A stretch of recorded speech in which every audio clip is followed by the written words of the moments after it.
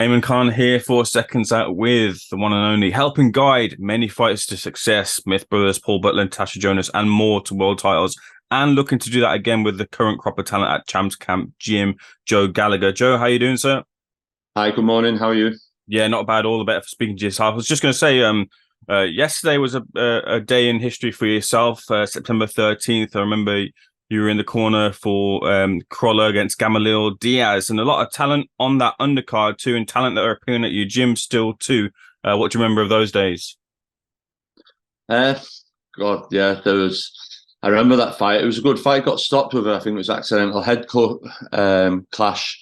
But yeah, no, listen, them Crawler nights, them arena nights, when we used to have five on the undercard, and they're all in decent fights. Quigg and Crawler together. Yeah, no, they were great. It's always a great night when you're at Manchester Arena, but from someone from Manchester with a Manchester fighter at the Manchester Arena, it's great. There ain't much that really beats it. It's just, especially in boxing, and I think the only thing, I think Callum Smith, Madison Square Garden, full house, knocking out Hassan Nadam is right up there as well. So yeah, they were great nights, and as you've seen yesterday, the gym was busy, thriving. A lot of good fighters in there, a lot of hungry fighters in there, new fighters, and there's good vibe, good spirit, good energy, and we're all looking forward to a good season. Completely concur with what you're saying. Stepping through the doors yesterday, a lot of history to the place with Phil Martin and Champs Camp, history to yourself too. There's a legacy I felt stepping through the doors, which is clearly very important to you. Yeah, no, 100%. It's listen, it's where I was boxing late 80s and then started coaching early 90s. So to go back there with the fighters I have and to carry on Phil's legacy and Champs Camp, as you would have seen, the murals painted on the shutters yesterday as well.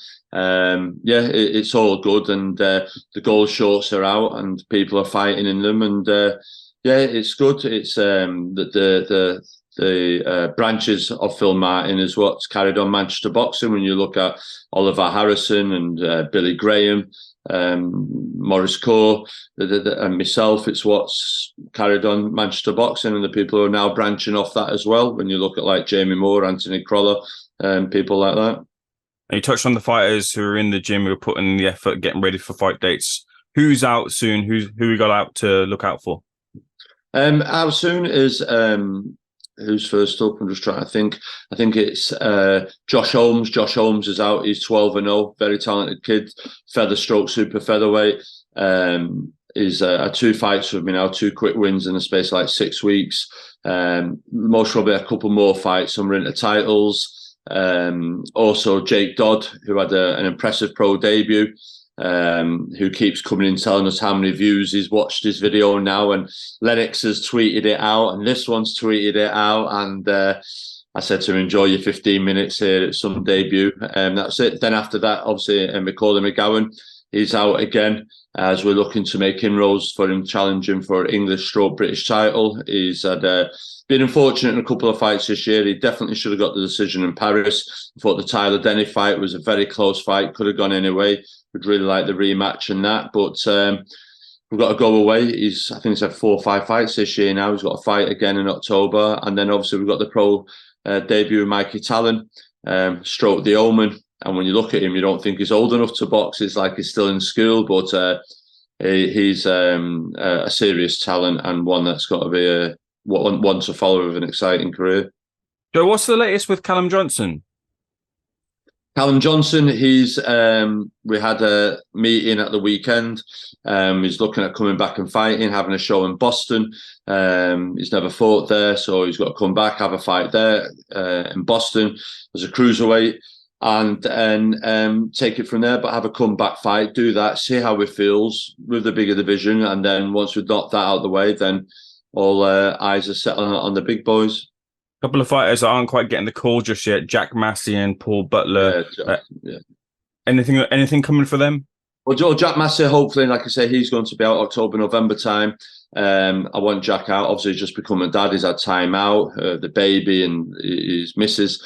So you want fighters to enjoy that and not to be stressed in that time. Wanting to enjoy the baby, but he's in the gym, as you've seen yesterday.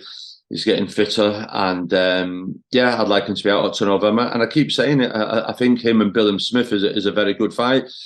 Jack was an IBO cruiserweight world champion. He then went the distance with Joe Parker Jr. Quitted himself very well. And in the meantime, whether the Okoli fight has been activated as a rematch or whatever, in the meantime, I think that's a good domestic fight. We're against two fighters who have done business before in the amateurs, and I think the two gentlemen of sport. The same with Chris Billam Smith. He's a gentleman, nice kid, Jack Massey, and you don't really need a battle of the baddest, but you've got a battle of the gentlemen to an extent. But I think that's a good domestic fight, and it'd be a good fight as well. As much as you can say on the record, rumours about Natasha Jonas and current potential opponents and potential places where she might be fighting. What can you say? Talks. I did some media work the other week, and things are progressing well with Tanzania and the people over there, the government over there, the ministers of sport, culture, tourist, the arena. Everyone's on board. We're all heading towards the right direction. And that's coming along really well. And me and Natasha had a conversation, I think it was yesterday, the day before, Tuesday. And she's very excited about it. We're very excited about it. We're talking about training camps, where we've got to do the training camps, maybe in Zanzibar, whatever. Do you know what I mean? So it's going to be, it's moving along. That will happen. When I should say is something that we'll have to talk about, and who against is another conversation that needs to be had. But where there's a will from them, from Natasha and us, now we've got to get the right dance partner. We've got TV. We've also TV over there, on board over there as well, that want to do it. So things are beginning to tick boxes. Shields potentially back in the mix for that. I know there's some back and forth about, money and that sort of stuff, but is she still in the mix for a fight with Natasha Jonas? Who? Clarissa Shields.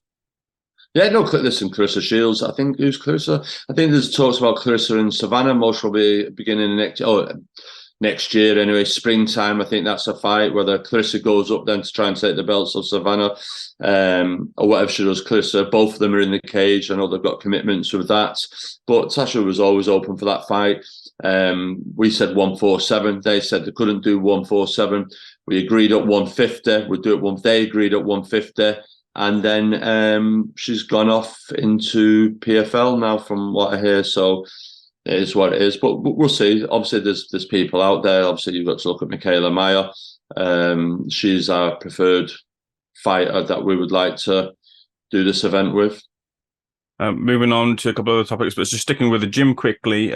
Great to see Scott Quigg obviously applying his trade to training. What do you see for Scott's potential and future in terms of the training side of the game? No, I think very much like the way Anthony Crolla. Anthony Crolla was always in the corner, as was Scott Quigg all around the world. And Anthony Crolla now was in the gymnasium. Now he's branched off with his own little stable of fighters, and he's doing very well with Rihanna Dixon, James Moorcroft. He's got some good talent there.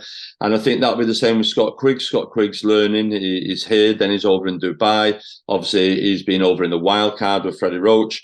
So I think Scott will become a very good coach, but it's building that confidence and then building that little stable. And I'm sure there'll be someone else that'll branch out and have his own little stable soon. So it's good. Scott Quigg will have the same mentality as a fighter as he will as a coach, with pure dedication. So the dust is now settling on Eubank Jr.'s win over Liam Smith in the rematch. Obviously, Joe McMahon has now come out and stated the reasons as to why Liam wasn't as good as he could have been on the night. I just wonder what you make of someone who's obviously guided Liam beforehand, what you made of his performance, and whether we did see a true reflection of Liam's ability on the night. I think it's very hard to judge Liam's true ability on the night on his last performance, when you've seen his performances against Canelo, Jamie Munguia, Liam Williams. Liam, I still say, is one of, if Liam Smith would have been in the 80s, in an era where we all liked that type of style, whether you were Tony Simpson, Barry McGuigan, Paul Hodkinson, that type of style was what was fan friendly at the time. And I think Liam Smith would have been a bigger name than he is now. I think all credit has got to go to Chris Eubank Jr. in the way that he invested himself, took himself away.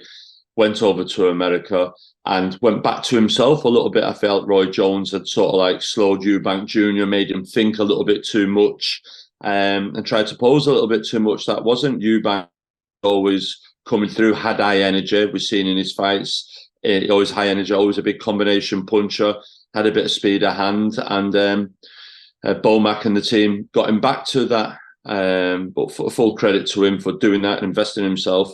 And at the same time, it would have been fascinating. People are talking about now whether there should be a third fight. I think there should be, if we could get Liam Smith from January and Eubank Jr. from September. Now that is a fight. Now, I thought that's what we would have got that time, but we've heard of the reasons. And Liam's ankles, listen, you've got to study Liam's fights over the years. Liam won't make no excuse out of that. But Liam's always done that. Even when he fought Canelo, sparring, that's just a habit of his. The weight, that's not for me to comment on. That's for what went on in that stable camp. But John McNally is a very good coach. He takes everything serious. He's a very good coach with a huge, bright future. He's got a good stable of fighters there. And I'm sure Liam, as we've seen in the first fight, he said he couldn't handle losing to Chris Eubank Jr. across the table. And I do feel there is a third fight in that fight. And if we could get Liam of January and Eubank Jr. in September, I think we'd be in for a very, very good fight. It's a shame some people say it didn't live up to the second time, but that's down to Eubank Jr. and maybe a little part in Liam Smith. But it's an intriguing fight to watch again if both them people turn up from their fights. We do have a very interesting fight. I think Boxing Public are kind of written off Chris Eubank Jr.'s chances for real world title success, obviously putting aside the IBO world title. Is Chris back in consensus or thinking of being someone who can win one of the 4 world titles now with the win over Liam, or is that, do you think, still off the table? Like anything, I think it's all about opportunities, the right opponent at the right time, the promoters making the right moves, maybe having a big fight as a world title eliminator, and line that up. I've seen this morning Eubank Jr. has done an interview talking about Canelo now. Now it's Canelo. Canelo's got a very hard fight with Charlo coming up at the weekend, but I'm sure Canelo has always wanted to fight in the UK, and a Canelo Eubank Jr. I'm sure would sell out Wembley, Old Trafford, or Tottenham Hotspur. That is a stadium fight. Whether he can win it, that's another thing, another story. But I wish he did push on and become a world champion and have that, because his name and the fights that he's had has got him to it, but no one has took him serious. It'd be good now after the win off back of Liam Smith, because there's talk to Liam Smith going into a world title fight if he beat Eubank Jr. It'd be good now if Eubank Jr. could go into that, and whether he wins, brilliant. If he doesn't, he doesn't, but it's no disgrace. At least he's gone and tried and challenged for a world title. Then we'd know the real level of where Eubank Jr.'s career really is at. There's a couple of contentious fights out there for Chris Eubank Jr. One of them being Golovkin. There's a lot of history with that fight. And the other being the Conor Benn fight. And Conor Benn could potentially be out in a matter of weeks or so, potentially. What do you think about the potential of Eubank Jr. Benn fight, and then Benn being out, considering the things surrounding him right now? Listen, Eubank Jr.'s in the driving seat, and he knows, obviously, Callum Johnson, Sky want him back on. There's also Kell Brook talks, I'm assuming, going on as well. The Conor Benn fight, it's big in name, but at the moment, Conor Benn has to prove himself. Conor Benn at the moment is only famous for failing 2 drug tests. For what he's done in the ring, if you look at his resume, I seen a video clip the other day, early on in his career, where he got dropped against a French opponent, and then he's come through. I think did he win a Southern Area, Conor? I'm not sure, and I don't want to belittle him, because at the end of the day, he stayed dedicated, he stayed in the gym, he wants to move on with his career. But it'd be good for him to, like his dad fought Michael Watson for a Commonwealth title. There's no shame. I'm sure he could fight for a Commonwealth belt, a British belt. He most could for David Evanson. That's a fight that's still there. That'd be interesting to see what he could do with. There is good domestic names that he could fight with, where we could learn where his level actually is. in the meantime, while Eubank Jr. is operating at a different level, by the time he wins a world title, then Conor Benn might have won a British or European or beat names that of that ilk to put himself at the position. But at the moment, Conor Benn hasn't really won anything in a boxing ring, no disrespect. He's only famous for failing 2 drug tests. So, the public want to see it. But for boxing hardcores, it's like, well, Eubank Jr. sitting there, well, what have you done to deserve to fight me? Who have you beat? And I think Conor Benn really has to have a marquee win name over David Avinson or someone of that ilk. The other thing I want to, yeah, I do. The other thing I want to touch on with you is Eubank Jr. mentioned in an IFL interview that trainers aren't direct and tough as they used to be. And I'm not directing that at yourself, but I'm just wondering if that's an opinion you share about the current state of trainers and training in the UK and further. That trainers aren't what? Trainers aren't direct and as tough as they used to be. Well, I can't talk of everyone as a whole. Everyone has their own ways, has their own methods. I feel trainers sometimes as well, these days and age, are put in positions to train people, and that's it. And if you have an opinion, you'll be bulleted, and that fighter will move to somewhere else. So I do feel that goes on. I feel that there's stables like that, and I do feel, I feel I can agree to a certain point. Yeah, that there is stuff out there, but I do feel there is still trainers out there that no one's bigger than the gym, and everyone has to come in and do as they're told. A lot of fighters these days want to do things their way, and when it's not their way, they're not happy, and they'll just move on, or they'll take a loss and they move on. I like anything when they lose. Obviously, first of all, they're upset, then they get angry, and then they blame, and that's how it works all the time. But sometimes, when you're pointing the finger, there's 3 or 4 always pointing back at yourself. And you look at all the fights Muhammad Ali was involved in and lost. Never once fired Angelo Dundee.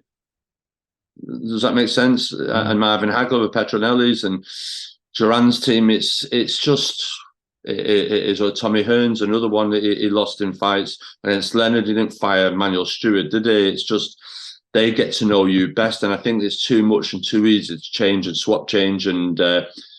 I suppose Eubank Jr., that's how it feels, because Bomac and them over there. I think also Chris might have to understand he listened more to Bomac and his team because of who Bomac and his team train Terence Crawford. I think Eubank Jr. may in the past may not have listened to who he had trained. That's not slight because of their, what should we think, will show me your body of work. Does that make sense? Yeah. So there's a two-way edged sword there with what Chris is saying. But yeah, I can understand what he's saying. Yeah, definitely. There's a case of trainers just doing what the fighters want to do. Now, you've touched on this a bit with your interview with Ray Rahim, my colleague, in the fight week. So I won't go over too much old ground, but I just want to get your thoughts on this point. And it's about Anthony Joshua, who also has had a couple of trainer chop and changes. Now, I interviewed Thomas Hauser, who had some interesting opinions about the lay of the land for Anthony Joshua, and he felt that he should retire in the wake of potential fights with Fury and Wilder more specifically. Is that something that you can understand or resonate with to a degree, that AJ maybe should retire? Or do you think there's more to him in fights in the offing potentially for him? No, I've seen the Thomas Hauser. I understand it. I know Thomas, and he gets criticised for a lot of his stuff. But I think Thomas Hauser is one of the old school that just says it how it is. That it won't be just him saying this years ago. It would have been a number of people saying it. But we have a different era of journalism now, where journalists don't want to say things because they don't want to lose creditation, or they don't want to lose the passes, or they don't want to upset certain promoters. Where Thomas Hauser is just saying it how it is. And Anthony Joshua, you can understand that point of view. Anthony Joshua in his career was always the story. It was always the road to undisputed. And that isn't the song no more. Now we were all promised Wilder and AJ. It's done. And like you say, we're in September, and there's no sign, or from what I hear or read, there's no sign of it going to happen. And the Fury, listening to Tyson Fury, there's no sign of him wanting to fight Anthony Joshua else. So what's Anthony Joshua going to do? Is he going to do a Andy Ruiz third match? I think they could get away with that. It's 1-1. That I think there's legs in that. That's a fight for him. But I see the WBC have now made Joshua and Deontay Wilder as a final eliminator to be mandatory. Will they take that risk? I don't know how that works out. Does that go to purse bids? Who wins that fight?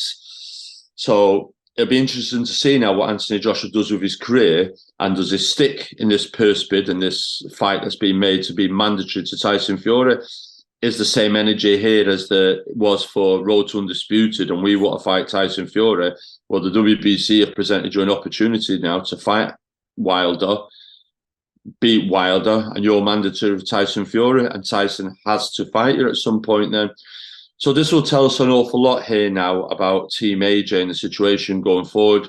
And if he doesn't do that and pull out of that, then, well, where are we going with this? What's Anthony Joshua? Has he just going to bow out now? He's done what he's had to do and move on? Or is there still that desire to get out of bed, out of them satin sheets, and go out and prove to everyone?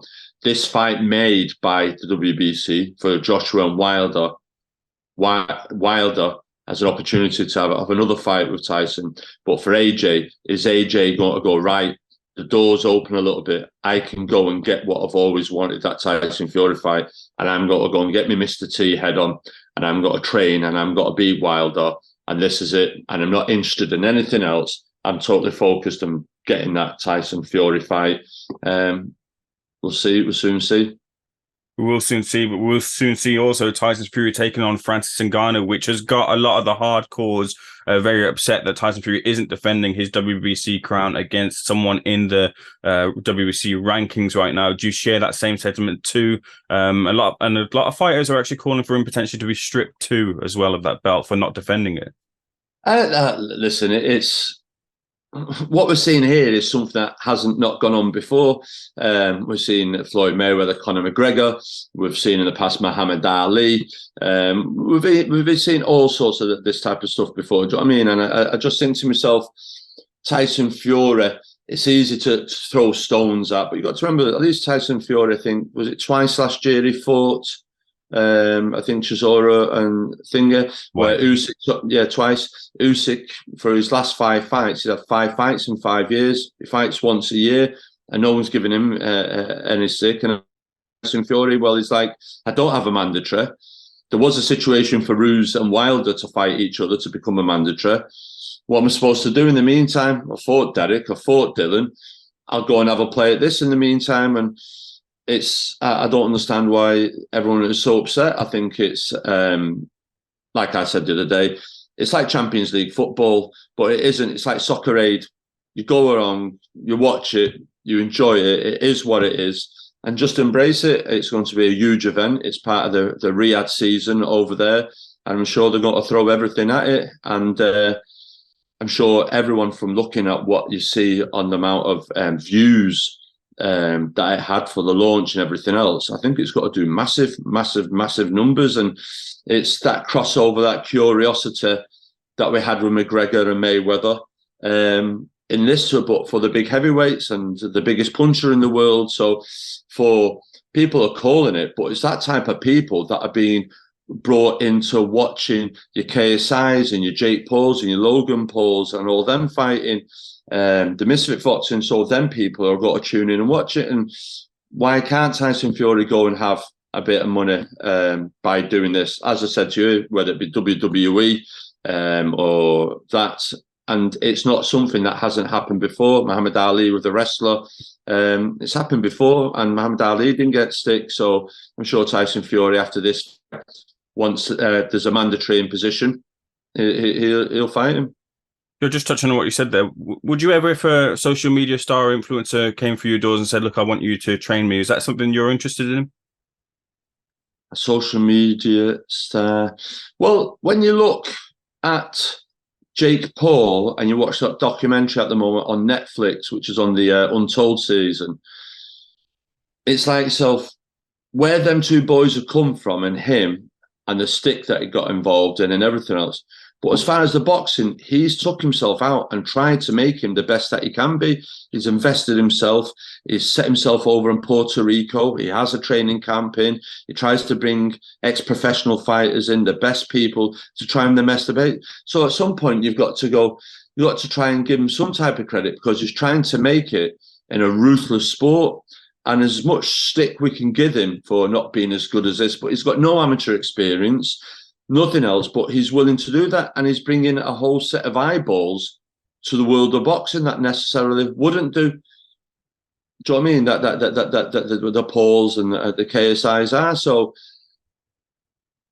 when people are trying to do that and wanting to do that, whether a YouTube, that's no different than the man in the street wanting to come in and wanting to learn boxing. But he's just the fact that his job is a YouTube star. He's not a car mechanic, or he's not a paint and decorator, and he's not a building labourer. It's, we'd have to wait up, but you only can do is give the fella credit for putting himself in that ring. Couple of quick predictions I need from you, Joe. Your thoughts, and I'll let you go. We've got Zhang versus Joyce 2 coming up very soon. Do you think Joyce can do anything in a game plan with Salas to overcome the first fight? Looking from the first fight, I wouldn't necessarily say so. It would have been interesting. Everyone's saying, well, Zhang's down the straight. How would he have done? Joe Joyce would have come on the juggernaut down the straight. But when you watch the Hrgovic fight, Zhang was still there, the distance, and it was still competitive, and he still had the engine. I think Zhang most probably has a huge confidence and bigger confidence. And I always felt there was another third, fourth, fifth gear that he could really go into in that fight.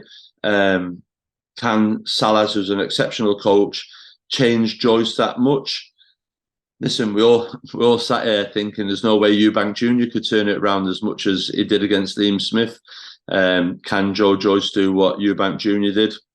I don't know. It all depends on his state of mind, his mentality. Don't win in the heavyweight division and someone that can punch, you can never write them off. But I've got a fancy Zhang, but you can never say never. Someone you know well, you'd a game plan for to get the victory over is Canelo. He's taking on Charlo. A lot of people talking about Canelo being on the slide now. Are you seeing that in his performances?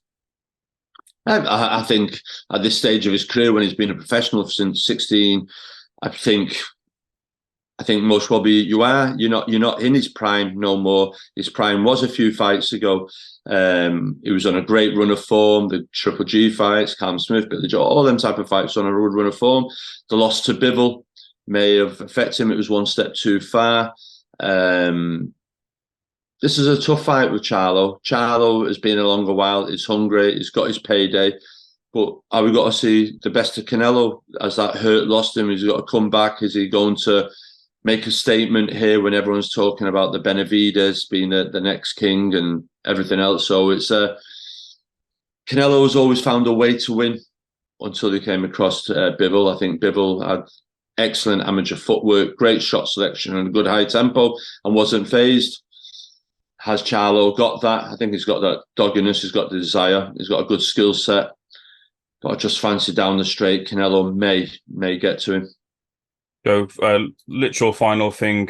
Sorry to end on a bit of a negative one, but it seems like right now we've got a bit of a rank runner results in terms of positive tests in boxing, which may be a good thing, I guess, that we're getting these and catching them right now. But also it's kind of showing what may or may not be going on right now. Tete, Ben, White, Baumgardner, etc., Amir Khan too.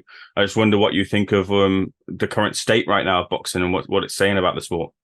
Yeah, no, it's really, really, really bad. And like you say, for it to be that it is, like you say, to more and more people are popping, and it's sad to think that you're going in the ring across there, that there's a gentleman's code that, like, we're all fair, we're in there, and we're all giving it our best. But then to come out of that situation knowing that, wow, they got popped, they were trying to cheat, and it's not like tennis where it's like, you know what I mean, you're hitting a ball or football or anything else. It's just like, I don't know what, boxing, someone could get killed. And I think, I've always said it, it's got to take that to get something.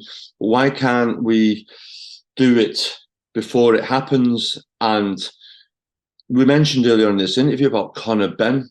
Well, Conor Benn shouldn't be allowed to box now. Yet we're trying to talk a big fight into it, and journalists come on and say, "Oh, boxing's this and boxing's that." But we've got to go and give a lad a license here that still hasn't proved anything, that he's innocent from popping from 2 tests.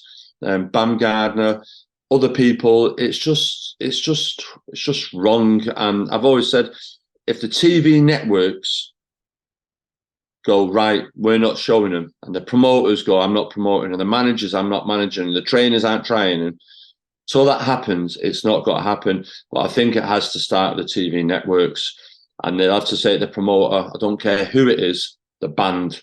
And it's all right, the promoter go, well, we'll go to that network, and that network takes a stance.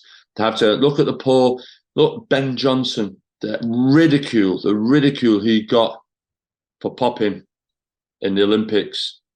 The ridicule, yeah, boxers, and that's for sprinting. Yeah, boxers are feeling they're getting a safe pass from it now, and well, it don't matter, give it time. And he's back. Well, has Conor Benn served the ban yet? No, he's let him serve the ban. He's been out the ring. So what? He's popped twice, and other people that have popped. Look at Liam Cameron, 4 years. And he's training to come back now. 4 years he got. 4 years in the prime of his career. It's shocking, and boxing's a bad state of affairs. And I think the big boys have really got to, regardless who they are, they have to ban them and set an example. Yeah, I believe Hauser said the same sort of thing. He concurred that TV networks really can make the real change here. Do you feel it has to start right at that top? Right at the top, exactly. 100%, and that's it, and that's a lesson to anyone that wants it, because what are we doing for the next generation that's coming through? It's like, well, go with him, they'll do this and they'll do that, and this will be hush and this will be that, and it's just, we can't. And we understand there's so much money involved, but let's keep the sport clean. Do you know what I mean? Let's keep the sport clean. Look at when footballers get popped, or was it Rio Ferdinand for United or whoever it was? Do you know what I mean? It's the big news, front page, back page. Boxing with this now, it was front page. I don't think it's making back page. It's becoming too familiar, too regular, or 6 months, 3 months. I've had a fighter just had a 6 month ban for a bit of crowd trouble in the ring, a bit after ring. 6 month ban for that in a primary. That's ridiculous, but it is what it is. Yeah, people for drugs to intentionally taken to possibly maim and kill is shocking. And they're getting a similar type of ban, or no ban whatsoever. Just sit out the ring. I do feel there's a lot of silent bans. I feel there's boxers out there that aren't fighting, that allegedly have most probably been before, and as our news hasn't been broke. I really do feel that there's this silent ban that I heard a few months ago. What's a silent ban? What do you mean? You go before it, you take your ban, and it's not leaked to the press or anything that's concerned. That's even another thing that's worrying. No, Joe, I completely hear what you're saying. And I think a lot of boxing fans will resonate with what you said in this conversation. I really appreciate your time as well, too. Thanks for speaking to Seconds Out. I'm looking forward to our next conversation.